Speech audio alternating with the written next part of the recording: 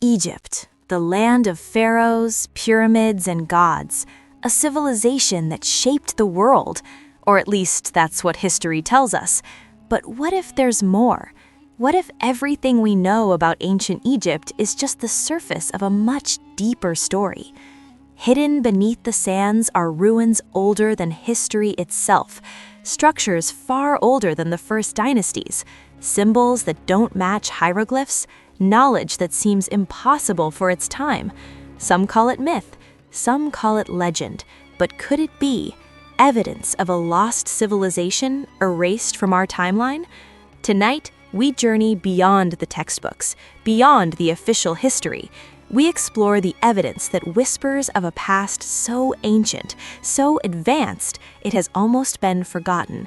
A past deliberately hidden, a civilization erased, but not entirely gone.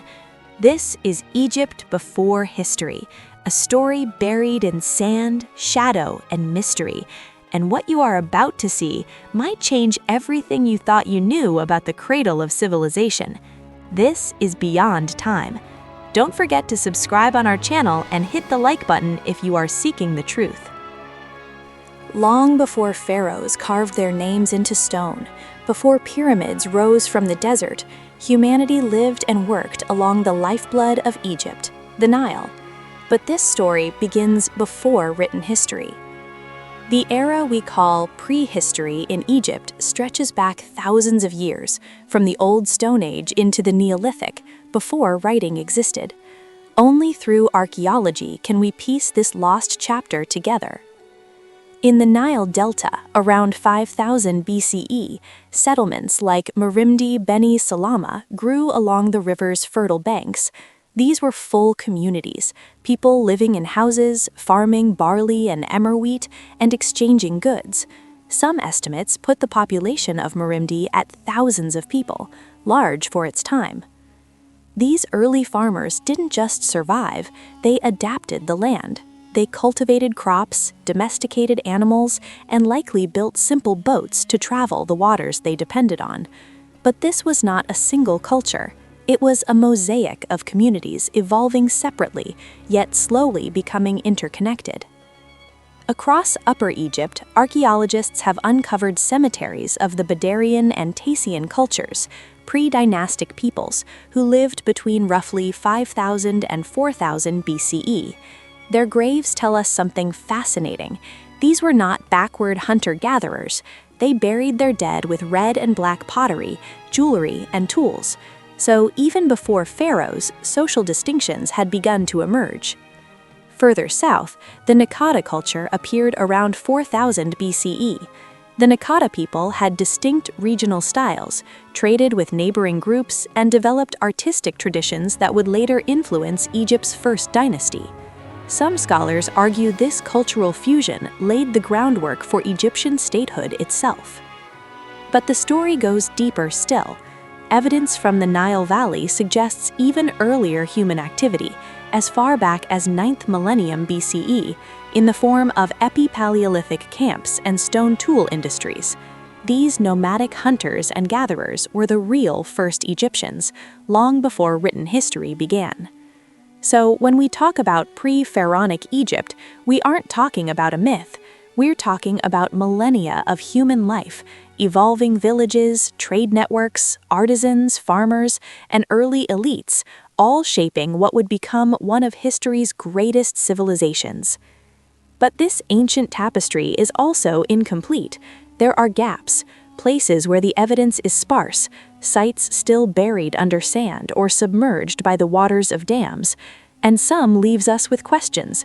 Did currents of culture flow into Egypt from the Sahara and beyond? And how much of this early story have we yet to unearth? Among all of Egypt's ancient wonders, none has provoked more debate than the Great Sphinx of Giza, a massive limestone figure, half human, half lion, staring east toward the rising sun. Standard history says it was carved about 4,500 years ago during the reign of Pharaoh Khafre in Egypt's Old Kingdom. But there's a scientific controversy that challenges that timeline. In the early 1990s, geologist Robert Schoch studied the weathering on the Sphinx and its enclosure walls. Schoch noticed that parts of the stone showed heavy, rounded erosion, patterns that some experts say are more consistent with rainwater runoff than the dry desert wind and sand that dominate Egypt today.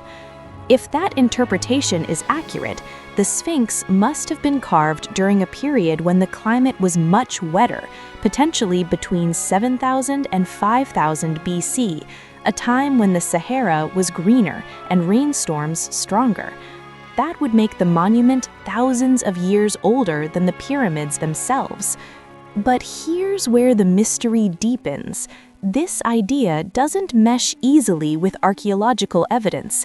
No known civilization from 7,000 BC in Egypt has left behind the kinds of artifacts, written records, or architectural remains we associate with advanced builders.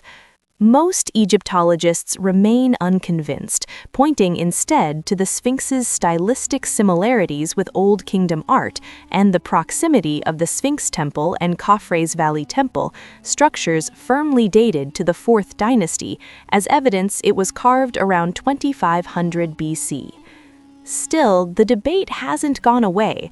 Supporters of the older age theory argue that erosion patterns and even astronomical alignments of the Sphinx point toward a much earlier origin, perhaps tied to celestial events witnessed by ancient skywatchers long before the Egyptian state emerged. These ideas remain controversial but persistent because they challenge our understanding of Egypt's deep past. So we are left with two possibilities. Either the Sphinx is a monolithic symbol of Old Kingdom genius, carved around 2500 BC as the mainstream view maintains, or it is the last visible trace of something older, washed by ancient rains and waiting beneath the desert sands for more clues. As we move beyond the Sphinx, we begin to see that ancient Egypt was built on the shoulders of civilizations that existed long before dynasties began. These were communities of farmers, artisans, and traders, yet their legacy is often overshadowed by the grandeur of the pharaohs. Archaeologists have uncovered graves from the Badarian culture, dating back to around 4400 to 4000 BC. Their burials reveal a surprisingly sophisticated society. Bodies were carefully positioned, sometimes adorned with jewelry, and accompanied by pottery, stone tools, and cosmetic palettes. This shows not only a concern for the afterlife, but also the early emergence of social hierarchy and artistic skill. Shortly afterward, the Naqada culture arose, flourishing between 4000 and 3100 BC. They developed elaborate pottery styles, refined tools, and artistic motifs that would later appear in dynastic Egypt. Their settlements along the Nile were carefully planned, with evidence of trade networks extending across Upper and Lower Egypt and even into Nubia. These early Egyptians were skilled farmers, potters, and metalworkers. They understood irrigation, animal domestication, and the cycles of the Nile. Some of their designs suggest knowledge of geometry and astronomy, which would later be applied on a massive scale in pyramid construction.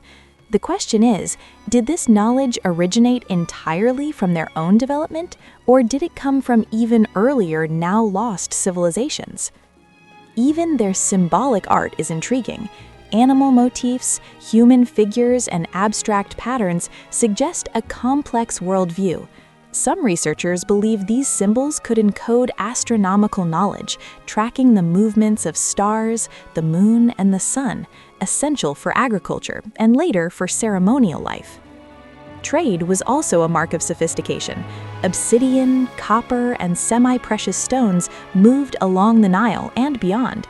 Communities were not isolated. They were linked, sharing technologies, ideas, and cultural practices.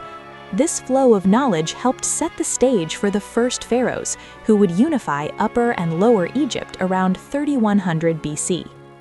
Yet much of this knowledge has vanished. Sites remain unexcavated, artifacts are still buried, and some evidence may have been lost to time, erosion, or human interference. What survives gives us only glimpses, fleeting signs of intelligence, creativity, and innovation that predate the grandeur of the pyramids. Even with what we know, much of Egypt's early story is missing. Sites have been buried under shifting sands, submerged by the Nile, or destroyed by centuries of human activity. Some artifacts remain in private collections, never studied. Others were lost or overlooked in early excavations. Take the desert sites of the western Nile Delta. Settlements older than the first dynasties have been largely erased by rising water levels from dams, modern construction, or natural erosion. Each lost village, each missing artifact, is a piece of Egypt's prehistory we may never fully recover. Even in known sites, the evidence is fragmented. Early predynastic tools, pottery, and symbolic art give only glimpses of daily life, belief systems, and technological knowledge. We can reconstruct some patterns: agriculture, trade, artistic development, but much remains speculation. So when we look at Egypt today, we see the pharaohs, the pyramids, the temples, but beneath the sand lies a story older than history books, a civilization lost in time, fragments of knowledge scattered and hidden. What was erased, intentionally or by nature, whispers to us only faintly, leaving us to wonder how much of human history remains buried, waiting to be discovered. Egypt before history is not just a mystery, it is an invitation to question, to explore, and to uncover the secrets that time itself tried to hide.